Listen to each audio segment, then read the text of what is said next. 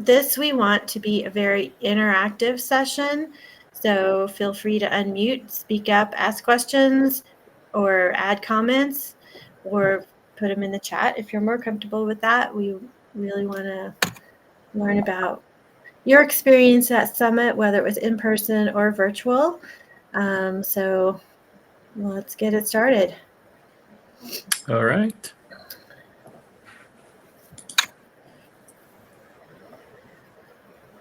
So we'll start out with our Summit hot topics. Unsurprisingly, AI was everywhere. So we are in our AI era, and I'll say, that is not just a Taylor Swift reference, but Adobe, makes that statement. You kind of see in the very small print on the slide picture that we have there. So AI is everywhere except for Adobe Analytics. Personalization at scale, another term we heard a lot. Acceleration, again, courtesy of AI. Product analytics, and then also customer journey analytics. It's getting all the love. So, but we still love OG analytics.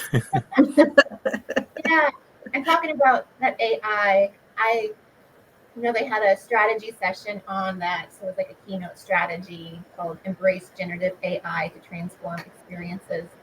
And I did like how they tried to explain it in like layman's terms that I can understand. And I really liked how like the first one where it says compute, transformer, and diffusion, where they talked about with the compute, they just said, hey, like AI has been around for a long, long time. It's just been way too expensive to kind of do at this scale and to do more than like theory, to really like actually perform it. So I think that gave me a little bit of comfort because it's not just something new and crazy and not really, I don't know, like thought out. That might be a little harsh, but it was nice to think about it, that it's been around for a while. It's just advances in technology has made it that we can all now do kind of talk about it. And I did like how then Adobe kind of gave us some tips on when you're talking about AI with anybody, what's the training, what are the guardrails, what's the data governance. So I do appreciate that they are kind of like educate all of us in a nice way. And I do like, this is a quote, I didn't put it in quotes, but how they were talking about what's the real value of Gen AI. I think I see on LinkedIn a lot of people feel like it's very, you love it or you hate it. Or I feel like people who are vocal love it or hate it. But I do like how the presenter said that the real value is not really in the creativity itself, because the models aren't creative like how humans are creative, but it's leveraging AI to keep your best people using their creativity instead of spending time on production. So I sometimes I'm not the biggest fan of keynotes because I want to get in and get tactical and say, show me how to use it. But this one was a keynote that was more strategic that I did really like and had a lot of kind of thought-provoking good things in it. Mm-hmm. So, yeah. I will not be on LinkedIn either promoting or hating on Gen AI, but this I thought was a nice way to feel informed about it. So no white paper from you, Sarah? Not at this moment. Yeah, I think for me, Gen AI is going to be really big for being more productive. Like the things is like, oh, this is taking a while. I have a couple kids, 11, 16, and we downloaded Chat GPT, and we're just, putting some stuff in there. So also it's about having that expert in your pocket. So I think how we use it is going to be the game changer for us, and being more effective. And we have the links to all these sessions. So when we post this video to YouTube, we'll put all the links to these sessions in the comments. That way you can easily get to them all. Yep. Awesome. Yeah, and there was another session on AI that was more. It was just kind of like a panel session with analytics and AI because I'll have to go look for that I'm one. like panicking how much longer I'm going to have a job, but I feel confident I have at least 5 years now after listening to that. So at first I was like, oh no, robots are taking over. But I'm like, and honestly, if you play around with some of the analytics AI out there, I think everyone will feel better about their jobs and what they can contribute. Yep. I'm like, yes, this is not ready for prime time for sure. Yep. So, and talking about sneaks, we had the Shaquille O'Neal hosting as the guest with Eric Matisoff. Interesting pairing. Oh, So I don't know if anybody had a sneak that they're really excited for. Obviously, the infographic, it is the one that's specific to analytics. Personally, that doesn't get me too excited, but I didn't know if other people were more or less excited about anything in particular, if you've gone through and watched this. I watched some of them. I'm gonna. It's hard. I remember when sneaks are more like all about analytics. Now we gotta share the stage with others. So it was a little bit harder to make it through it. Um, I did think everybody rolled with Shaq really well. So I'm glad Eric took his jacket off because that was going to be a little awkward, like you said, coaching. Like if you could take it off, and that continued to be a topic. So, but yeah, it was so much, in the creative space and so much AI. And I mean, it'll be so cool. And think about how long it takes sometimes to get things done. I'm like, well, hopefully this will speed up some of the processes that we have here where I am, because astoundingly slow. Just, Sarah, you will soon learn. Yeah. I think once you get Shaq to a average sized person, you realize how large he Oh my is, God. tall he is. It's just crazy how he makes everything look miniature around him, whether it's the chair. They gave him a coffee mug. I'm like, at least give him an oversized mug so it doesn't look like an espresso cup. They hand it to him.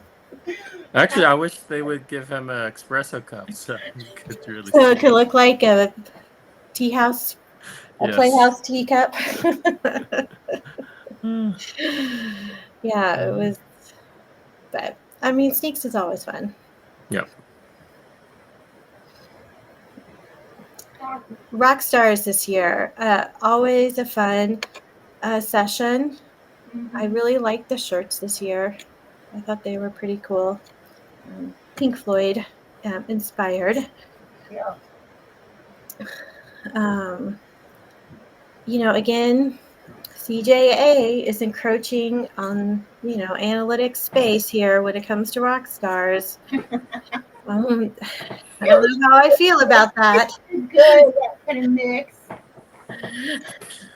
And now I'm still on the legacy. It feels weird to say legacy Adobe Analytics. Just like how I used to say Omniture all these years. Now, but actually, the Rockstars is actually one of my favorite sessions. Yes, Mandy was very genuinely surprised to be the winner. I understand it was super duper close. I don't know if anyone had any feelings about the tips this year. Yeah. Jim's like getting that launch info into CJA. I know one way that we've done it in the past too is just like include it in the rule, like in the. I know he was kind of downloading and uploading stuff, but I know like when the hit actually goes off the page, we do capture that the rule name in an EVAR because it does very similar to what Jim was talking about, being able to see what rules are being triggered.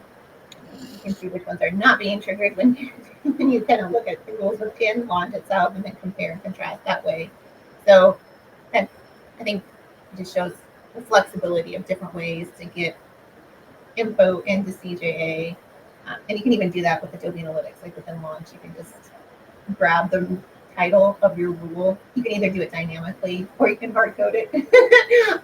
But I do find that super helpful for all the same reasons, like for debugging and just knowing what, especially when you kind of stack some of your rules, like if it's not like one rule per call, like if it's maybe 4 rules that combine to create that, call out to Adobe, that is really nice to see what all was involved or what wasn't involved and you thought was involved. So another way to, very similar way, is just to actually put that in the implementation itself. But yeah. I don't know if anyone saw any of these and said, hey, I'm going to start using this. I didn't really, but I don't know if anybody else feels differently that this would be something they would bring. Either they're not, not doing already, or they thought it would be super helpful. I think, some of these we were already doing. Yeah. If you think that trended fallout report, like I know Gretchen, you do it one way. So Jen showed us one, and I think there is a easier way to do it. If you, in your funnel report, you can right click and trend your fallout. Like your very last one, like your all the way to the bottom, like your success one. You can trend all points or any point you want. And anytime Adobe puts in a chart, there's always a table behind it. All you have to do is unhide the chart or the table that from that trended report, and it has all the metrics created for you already. You do not have to make your own metrics. It's there. So just right click, trend, unhide, rename the metrics in a little friendlier manner because it gives us those really long names, and make them available in all projects, because they'll only be project specific at that point. And I think that it's a little easier to do that. Since we're talking about just shortcuts and things like that, so I've had some stakeholders, they like the data from the next page flow, but they want to see that in a chart, like a horizontal bar chart. So one thing I did was the next page flow module. Basically, it creates a segment for you, and then I build my own custom segments out of that, and it matches up with the next page flow, and that way I can see it in a much easier table format, or also in a horizontal bar chart where some stakeholders, they really like that format. So yeah. Another thing you could do, Luke, is generally export those to CSV, and then it gives you all the raw data. And it's right there as well. Yeah. And then you can, I'm sorry, Excel just still makes prettier charts than Adobe. So then you can. I know. I know. I get. Can you put that in Tableau? Oh, yeah. So, you can make it a source. But staying on that fallout, another way I like that to use that fallout is not only, for the same exact thing, it's for a segment. But this kind of, and I know we're going to talk about it, Too Hot for the Main Stage, they had that browser surfing report. They'd click on multiple things and it would make a segment for you. I think fallout, that's another like hidden gem. If you want to make kind of a more intense segment, to say someone did this, this, and this, make it a fallout and then grab the segment that way. So that way, absolutely, it's so much easier. Yeah. You kind of feel like I didn't mess it up, like I did it right because these are the steps I wanted in this order. Adobe, put all their good stuff on it. I look at that segment and I'm like, try to say, okay, why did they, make it this way? But I think that's another good kind of like secret way to use the fallout is to make those almost the same type of browser surfing recordings. I think that one won, so maybe it will end up being there. But this is until it's out there for the general population for Gen Pop. You can kind of cheat and use the Fallout to do it yourself. Yeah, so Sarah, I really like that, especially for identifying the friction. Mm-hmm. You know, Mm-hmm. friction's always a big deal. All right. Yeah, there it is. There it is, the Too Hot for the Main Stage. And this, I tell you, was the most fun session to be there in person for. People were so outspoken in what they liked and what they wanted. Um, I've never seen this before in this um, session. And if you haven't listened to this session, they do like they always present, I think, generally 5 things, and then they just have people from the audience can come up, and they have 2 people each kind of picking one of the things that they demo, and they have to make the argument for why they think this is the best one. And then there's kind of like just audience vote at the end. And so one person comes up for, I think it was browser surfing reporting, and I believe data command center.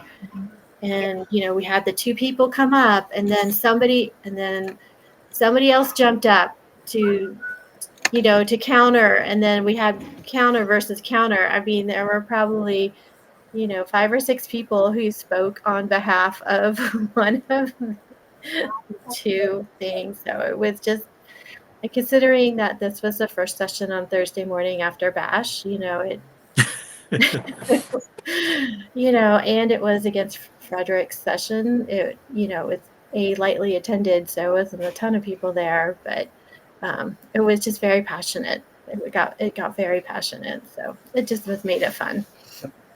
Catherine says that yes, the debates were so capital S, capital Yes, yes, it was great. Oh, Catherine, I mean, feel free to. Anybody can unmute and throw their comment in if you were there or if you've watched it. It was just a lot of fun, surprisingly passionate.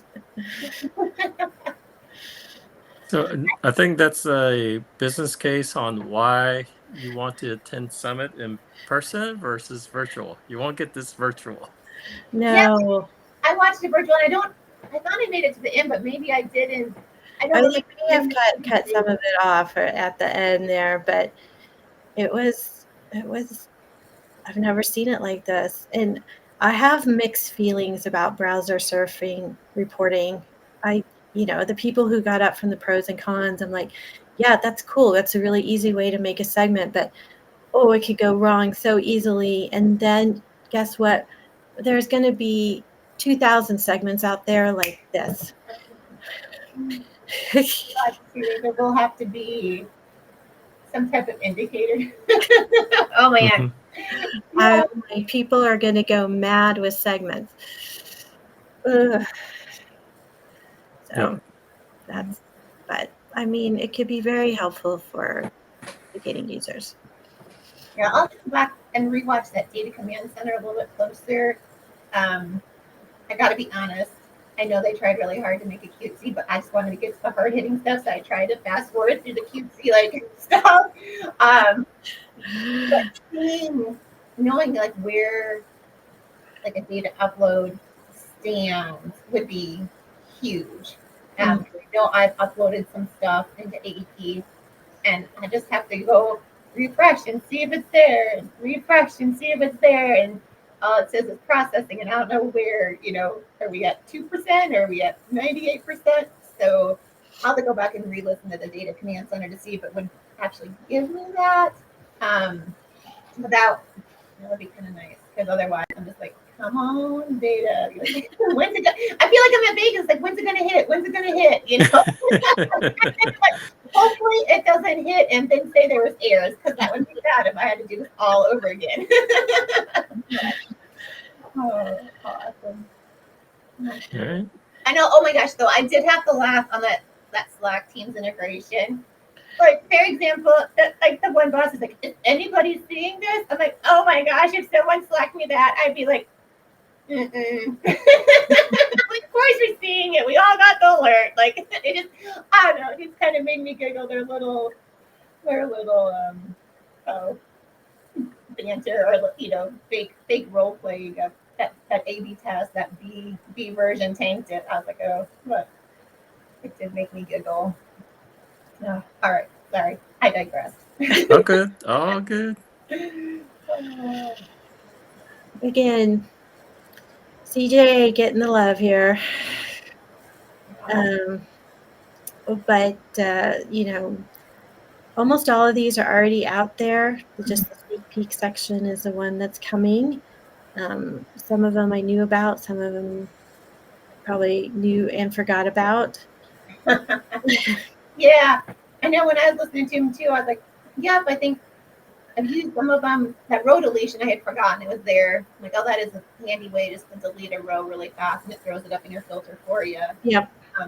Yeah, and then I wasn't really putting it together like what they named like their regions, like it's usually north, south, east, and west, like in a real, for March Madness. So when they said sneak peek and they started talking about these things, I'm like, what? So I start trying to Google to find out like what I need to update in my implementation to use some of these, because they're like, well, in your implementation, I'm like, I don't remember seeing that. And then it's gone to me like, oh, it's a sneak peek. It's not out there yet. No wonder I can't find any documentation on it. But that channel comparison and Journey Canvas look super duper awesome. So yeah, I think with that channel comparison that I was trying to find, because you had to set up something in your, I think it alluded to something in your implementation, like kind of helped clue that in on how to do that comparison for you. So, but journey canvassing, oh my gosh, that, like, what do they call it? The combination of Fallout meets Flow, where you can kind of have like one into, like, you can come from A or B into one place. Woo, that, and it looks so cool. It's gonna be good. Yeah. So jealous of CJA. Yeah. Yeah, but I think it's gonna kind of fill that void. Like the Fallout is wonderful. Like I think we've had that, for our, I should call it funnel, be more positive and call it Fallout, the funnel, and it's really great. And then the flow brought us in, like, kind of, you can find stuff, so you can kind of poke around, see what's going on. But then I know it kind of gets, you're like, oh, you kind of get lost, and all of a sudden it becomes spaghetti. And now you're like, well, I want to make something more tangible out of this, but I think it's always, you have to go back to say, okay, the flow is more like investigating, like kind of like your upper funnel, I think, right? Is that how you call it? Like when you start using the flow high, like you're just doing kind of like. I use the pathing more for data exploration, just so I can sometimes build my funnels correctly. Yeah. I love it. Mm-hmm. And I think then you kind of have that big picture. You can get to your funnel, but sometimes I feel like fully like, there needs to be something in between. And I really feel like this journey canvas is going to be that something in between, where it's a funnel. So I think their sneak peeks made me super happy. I don't know about the commenting. Commenting might have been just like so, but the other two were really great. Yeah, I don't know if anybody on the call uses any of these things or have found these useful in the past. If they're, using intelligent captions, which honestly are a little dumb. It's the data dictionary or the share with anyone the navigational shortcuts. Yeah. I do like those dynamic filters where they do learn, like if you pick something from the first one, the second one will change. That is super nice. Yeah. Yep. And if you have CJA derived fields or full table export. Well, that full table export, it lets you take out. I mean, it's a little bit different than data warehouse, so it's kind of equivalent. I think that's where they kind of try to say, like, kind of the same, but it's not quite. You can pull over like 5 dimensions, but you're maxed at 5 dimensions. So there's pros and cons. You could have kind of virtually unlimited rows, but I think it's billions. So yeah, you could definitely get a lot there. But I do think that's something in the switch between Adobe Analytics and CJA is like the exports, like the differences between your data warehouse and data I feed. know, but the whole point of CJA is you shouldn't have to do a data warehouse export because you've got it is your data warehouse, right? I think that is like one of the things that we do as use cases though, like when people are looking to make that switch to say, okay, this is something to try out is how can you feed those downstream places that still want your, Adobe, still want your analytics data. It's going to come in a little bit different format, and how good or bad is that? How much do you need to change downstream to accommodate different types of data, different, columns, different, I don't know, like kind of levels of Adobe secret sauce. Like your clickstream data, you can put it all back together, data warehouse with like the secret sauce. And they're just saying like, okay, how can you export out of AEP versus exports out of CJA? And I know they're always adding more ways to get data out and to move to your point, be able to tie into Tableau. So you're If only you had CJA and not analytics. It's above my pay scale, pay grade, as they say. That's what I see as the use case is just making sure exports still kind of support, or at least people know and are aware, like, hey, we do have some more work externally to take care of that. Yep. Yep. Now, I Okay. remember derived fields from Data Workbench. Mhm. Oh, Nicholas, were you saying something? Yeah, I didn't want to interrupt the conversation, but definitely on this table, the most used that we use is the derived fields for CJA. Mhm. It's actually really, really nice. I was skeptical, but it's great. And as far as the full table export, and I think you guys touched on it, where you can start getting into Tableau soon. Mhm. That same database connection doesn't have any row limitations. It's just a direct connection. So to me, that makes that full table export more or less useless unless you're doing something in Excel. And even then, if you got a million rows, that's going to be hard for Excel anyway. So, Yep. I've been counting down the days, although I don't know when it's supposed to come out. Sometime at the end of this month, Yeah, it's supposedly. supposed to be in But May, so we'll see. We need a command center for all their new features. Like, what's the command center say on when this is going to be out? right, yeah, Oh, I love it.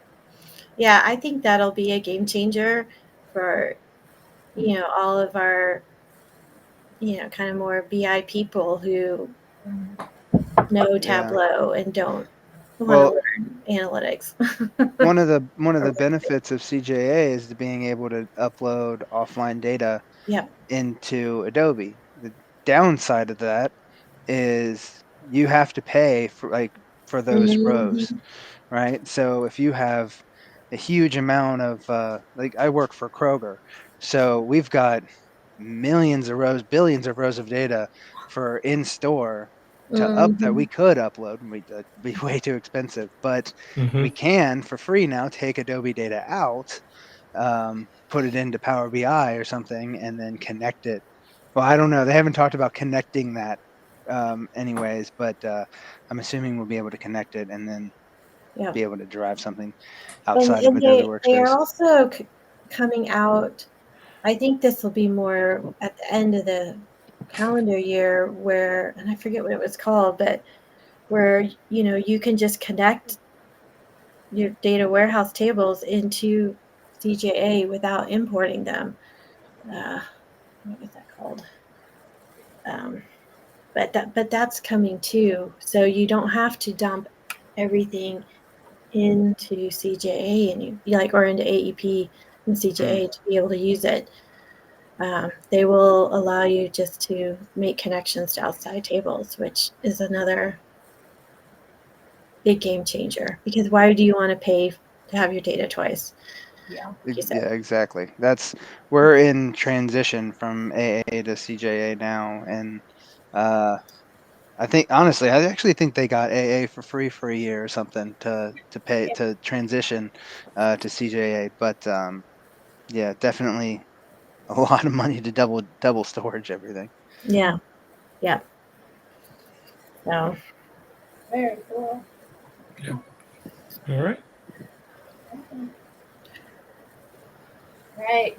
So someone more tactical ones. Dashboards and Dragons. Okay, so I gotta fess up. I've never played Dungeons and Dragons, so it took a lot of willpower to like click on this to listen to it. So I think this is one where it has this really great visual. So on a couple of these sessions, like they were good, but I really think they're things that I loved the best were some slides that you could snag and put into your own little presentations when you're talking about lining up work to do, at your company, like where you want to go on your own roadmap. And so this, what is CJ and how does it work?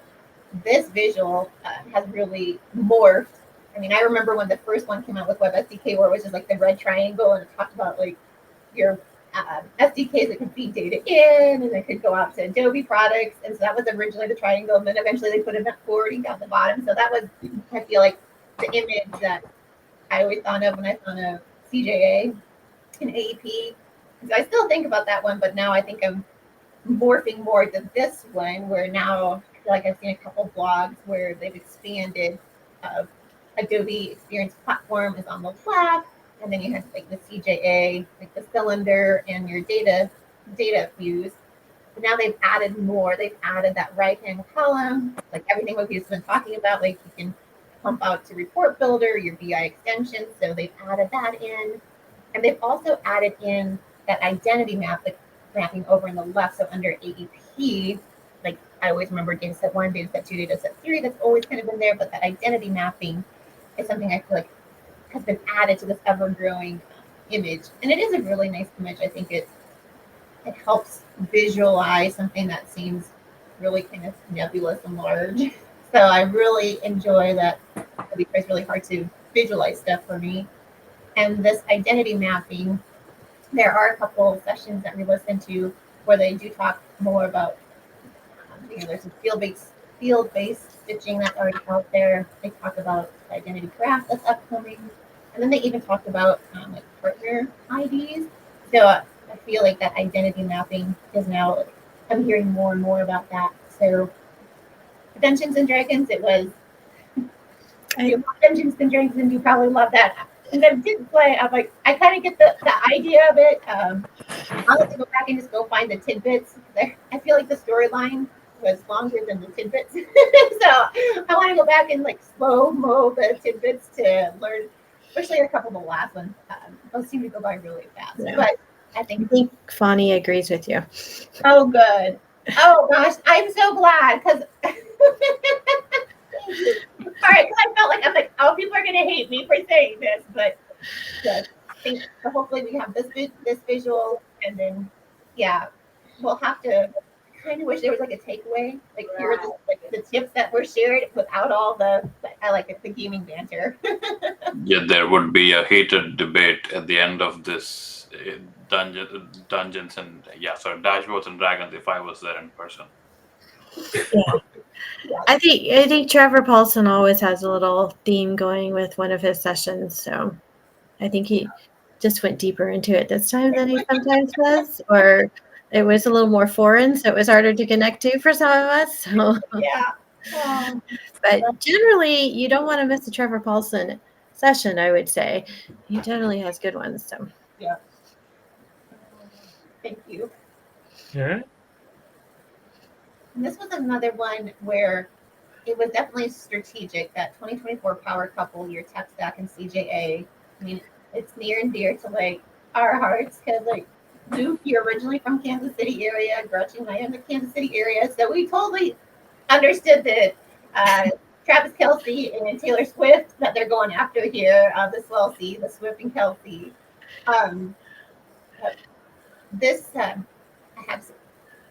I always like, okay, I'm gonna go get to tactical ones, but I do like to try to make myself listen to like a few strategic ones. So like it's like eating your vegetables. And this one, there was good stuff. I feel like this was another good visual. Like if I'm trying to convey to like my boss or my boss's boss, like what's the direction we need to go with. I thought kind of how they did this data insights knowledge value. I thought that was a really great way to kind of visualize the path that you want to get there, or what's the roadmap kind of look like. So not tactical, nothing to take away and go try out, but more of this was a good one to go grab some screenshots and maybe some like voiceovers, some of those little keywords. I can't think of the right word now. Oh, like hot topics, buzzwords. There we go. Eventually, I got there. Like buzzwords when you are like pitching your roadmap to your boss and your boss's boss. All right. This one too, I swear I've heard this before, so I don't know if this was a similar presentation to last year, which is great because this is really super techy. Like the engineers that create AEP like are talking to us, and so this is just like that last one. Like these two are more, hey, they have some good visuals as you see here. It kind of lays out the different features that they have, like in that second one. Once again, no go and do items from this, but I think it's really just good information. Yeah, to have in like your back pocket. So even if you're not a technical person, could I understand this, Sarah? I see your hesitancy there. That's okay. Behind the scenes, like you have behind the scenes, and then you have this. Okay. I'll leave it in your good hands. Then you'll have to. Cup and go listen, but definitely, I think this is good to listen to before you go talk to like your IT people that want to know like. So not for your business. Like the other two slides maybe are more business focused. These would be like if we're going to go talk to your technical team, like your IT team and CTO. Mm-hmm. Okay. Good to know. Awesome. Oof. All right, so this one, finally, hands-on. You get to go do all this stuff. But this is a really good one because you can work it into your roadmap. So when you like go talk to your boss and your boss's boss, you'll start with some of those roadmaps that Travis and Taylor, some of those visuals. But then this, Matt Kors, and he actually, I'm going to call out a couple of Sprint people. So Joe and Brandolyn and Gretchen. Matt Kors actually supported Sprint back when we were at Sprint. So he was with Numeric Analytics, and now he's with Adobe. Joe, come on, I see you coming on. Hey there. Hey. So this Matt Kors, he was with Numeric Analytics. That's someone that Sprint used back in the day, and he just gave a fantastic presentation. The first part, I think, was a little like an overview. So you can, that's where that little robot guy came from. So you can, once again, I'm like, let's get tactical. But I did listen to his first little part, but then he gets some really great hands-on and positions in a way that you could pick it up and put it into your roadmap. So when you're talking with your boss and say, hey, this is what I see us doing, and these are the steps to get here. He definitely, that's why it's like all these little things. So these are not good screenshots because they're all bullet points. So don't put them in your PowerPoint to your boss, but you can make them. You can weave them into your presentation, and he just outlines it really great. So you can just walk up the ladder. I hate this word maturity, but I can't think of another one. But you can just walk your way up into. I think it's kind of you can jump around a little bit, dip your toe in one, come back. So it's not. It doesn't have to be linear. There can be some little dips and sways in your journey. And then he did some great visuals, like kind of walk through, say, hey, don't be scared. I know there's some scary words. You hear a lot of scary words. And I'm like, all right, I'm like, yeah, we've been in analytics for a long, long time. So a lot of this is, it's not just, I changed from Adobe Analytics to GA and pretty much everything's kind of the same. Like this is a new way of looking at collecting data and how to do it. So, I remember back when I did H code, so good old H code, and then app measurement came along. And I remember with app measurement, they're like, just because it says app doesn't mean it's only for your apps, it's for your website. So I mean, like that was that. I feel like that was not that long ago. And now we're on these web SDKs and mobile SDKs, and it can get like, oof, I'm a little overwhelmed. But Matt does a really great job of saying, hey, don't worry, and he walks through some examples. So this is one I definitely would recommend, both from putting stuff into your roadmap that you want to do over the next few years, and then also being able to understand how to technically do it. So this one has huge kudos for me. Joe, did you see this one by chance? I didn't go to this one, but you just said put it on your roadmap for the next few years. I want to come work for your company. Right? Isn't it in the next few months? Months, years. Those months might feel like years. You might work enough for years and months. I mean, Gretchen used to work here. I'm sure she heard next few months. What are you talking about? No, and I think there's a lot of fun stuff, and I think this is one that if you walk away with that summit feeling of, yeah, it's new. Maybe I haven't always done this piece of it. Maybe I've done a few pieces of it, but you walk away feeling like you can do it, and you know kind of where to go if you have kind of if you have questions. So I felt like this was one of my more favorite ones. Yep. Yay. All right.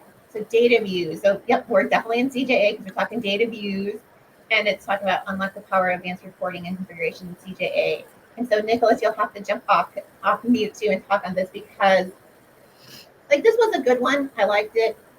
I think though what I want to talk about from here is they do say, oh, you can use derived fields to because on this one, these poor marketers, they always get lambasted in these examples, but a campaign, the marketer put out a campaign, they forgot to change the name, so it's the same name as a different campaign, but they can't, so now they can't report on it cleanly, and so they are saying, well, you can come in, make a derived field, because it's date, so they use the date to say, okay, between these, if it's this name and this date range, it's called, I can't even read my own, but it's the first name. What's your address?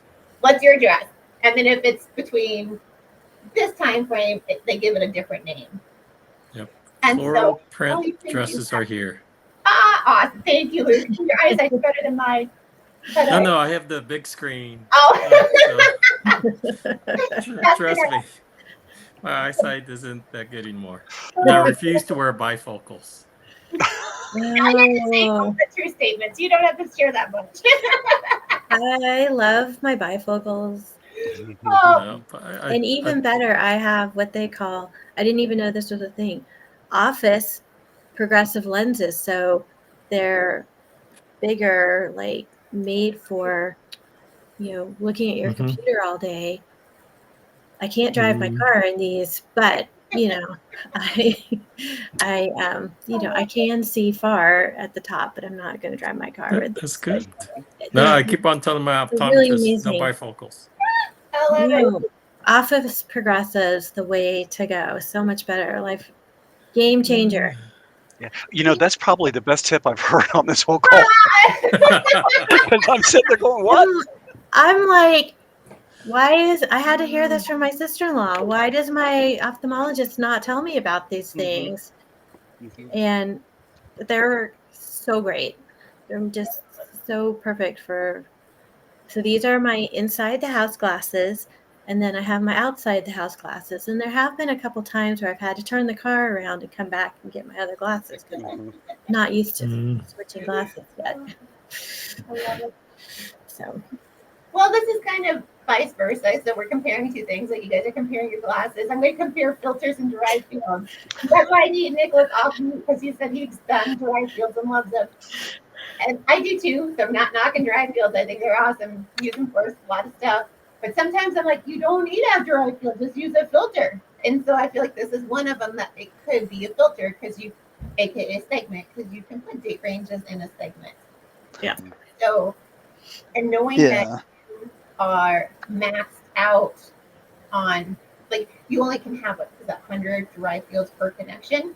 I'm like, well, use them wisely. I know 100 sounds like a lot, but we also thought 250 EVARs was a lot, and we blew through 250 EVARs. So make your off mute. I'll let you talk. No, it's good for that, and the example that you had is a good example to use use a segment. But some of the stuff that we've used it for is we'll bring in, especially on an offline data set, we'll bring in something that's in a long string, and then this will kind of parse it out for us and break it up into multiple, either um, multiple pieces inside of one dimension, or break it into different dimensions. And so it's a good way to bring in a bunch of information in one string and then break it apart relatively easily.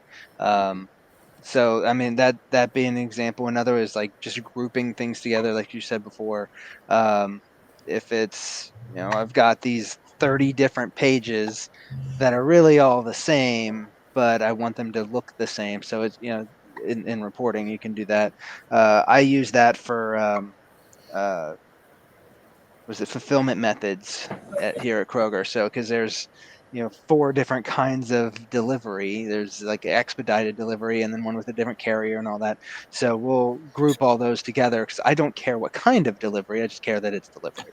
So we'll group all those together, and then we just have a dimension that has like a simplified version of everything. But if you ever need the more complicated one, you can use that. So it's really just a way to easily manipulate the dimensions that you have and that you're bringing in. Um, kind of like a calculated metric. Is that something that sometimes you could use kind of the lookup, like the classifications for too, if you wanted to kind of group stuff together, like you said, or even if potentially, I don't know, in these, if you forget to change the names and stuff. Yeah, I mean, a lot of it you can use classification rules for. It's just a little bit more dynamic. Yeah. So you can there's a whole bunch of different functions in here, and I haven't gotten into all of them yet. It's like I said, we're just in transition, but Yeah. there's a lot of stuff in here that I've found useful. And it, me as an analyst, not necessarily the implementation specialist, it's easy for me to think through this process rather than trying to do somebody else's job and collect something Yeah. differently. So I'm with you on that one, Nicholas.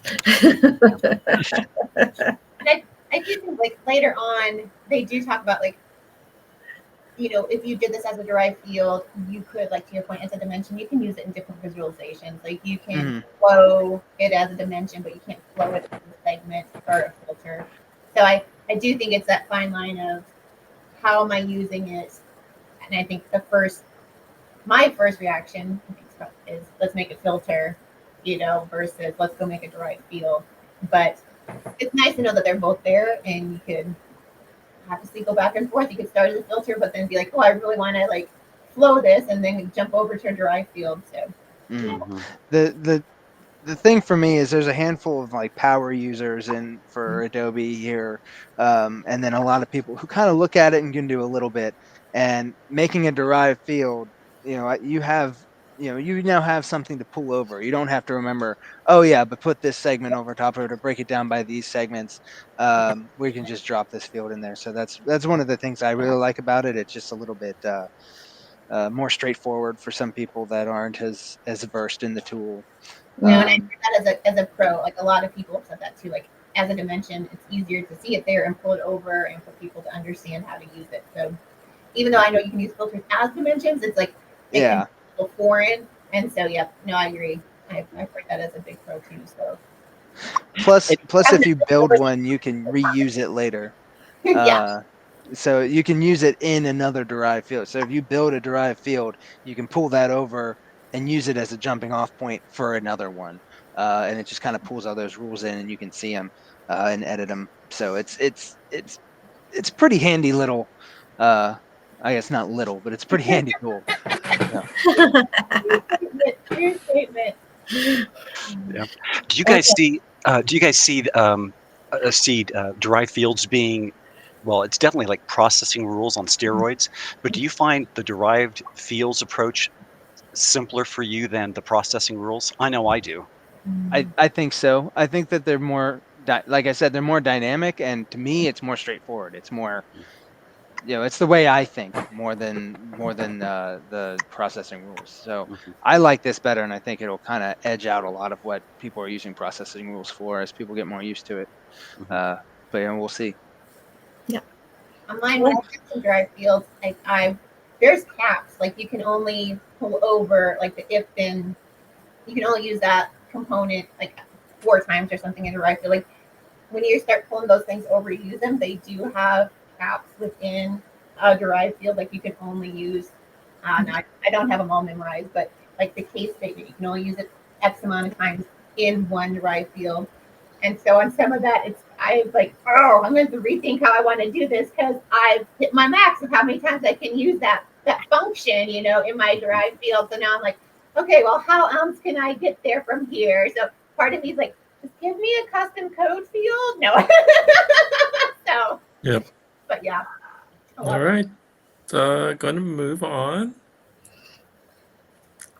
Yeah, we only have a few more minutes, Sarah. Yep. Yeah, we'll go fast. So this goes back to that first one, like where we talked on Dungeons and Dragons, and they had that identity piece. So here they talked about the field-based stitching, and that's been out there for a while. So whenever we talk about stitching, this is what we're talking about, and it's all within the same data set. So it's always good to know about and to try out. And then the next page, something that's coming for CJA, I think they said it's already like in real-time CDP and CJO, is the identity graph. And that's where you don't have to stay in your same data set. And that was like what the example is. So on the top left, you have all these different data sets and you have different identifiers in there. And so on the bottom right or bottom left is where you'll be able to now kind of have a graph versus the field-based stitching that we just talked about. This is more of a graph-based, and it can go outside of your data set, so you're not confined to the same data set. So That's awesome. Did anybody hear like a date? They kept saying that the graph was coming to CJA, but it didn't sound like it was even this calendar year. I don't know. I'll have to go see. Yeah, I don't remember them having a date. I feel like I would have written it down, but I heard coming soon. Yeah. It's already in one of the products. Is it Audience or? I think they said CJO to optimize.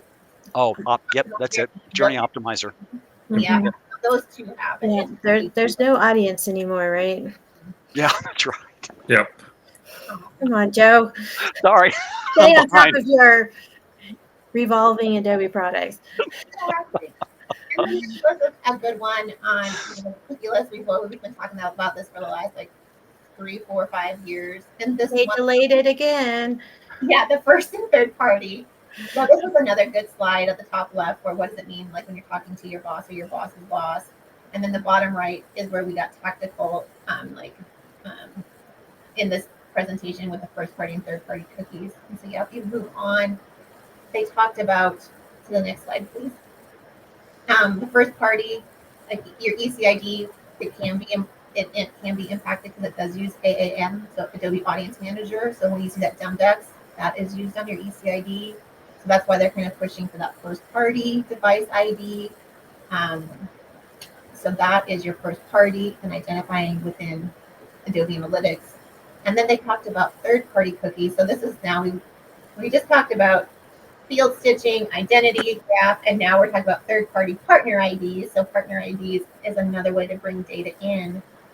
And you can either do it on your call, that's what they're showing on the left, or you can onboard it like for data egress or ingress for your AEP. And then if you go to the next slide, this is where they talked about how to actually set up the 4 steps of getting a partner ID into AEP, because they do keep it different from your field ID and your identity graph.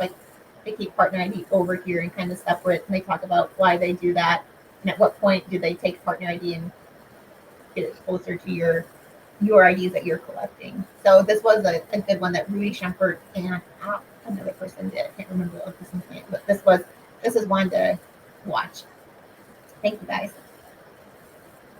Woohoo! I enjoyed the inspiration keynote this year, especially Emma and Guys's, both of their speakers.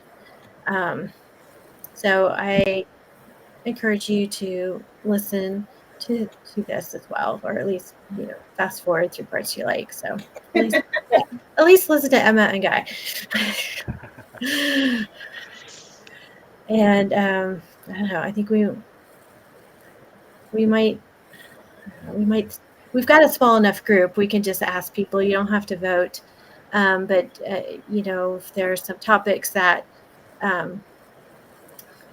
you liked, or and especially what was there that you wasn't there that you were hoping to learn. So feel free to say anything, since we have such a small group today.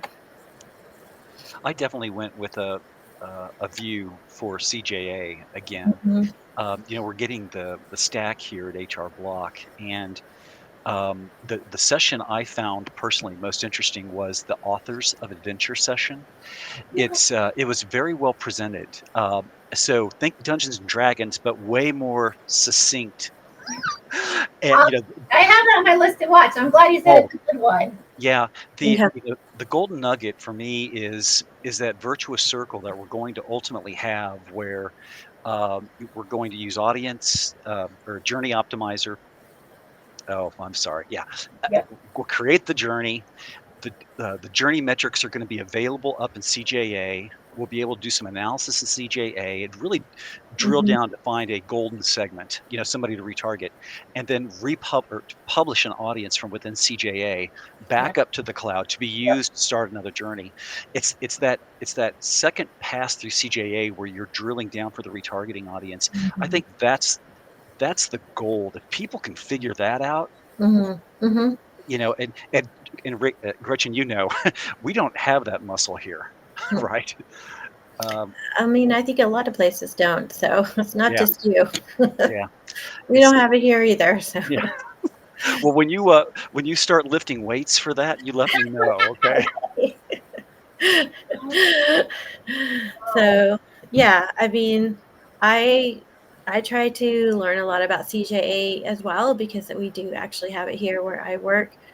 And we pretty much use it only for the AJO data and not for anything else. So we're still trying to figure that out.